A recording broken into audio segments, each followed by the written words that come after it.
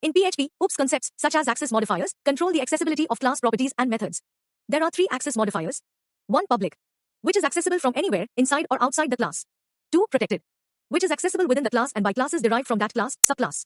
3. Private, which is accessible only within the class that defines it. In this example, the parent class, user, has the following properties. The name property is defined as public. The email property is defined as protected. The password property is defined as private. The parent class, user, is then extended by the child class, showDetails, which displays user details such as name, email, and password. After that, I create a showDetails object and try to show the user details. By calling the child class method, showDetails. I can access the user's name because the name property is defined as public, allowing it to be accessed from anywhere, both inside and outside the class.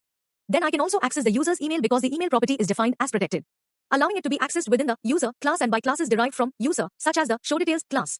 However, I cannot access the password property inside or outside the class or in the child class because it is defined as private, restricting access only to the user class. This is how access modifiers work in OP. For more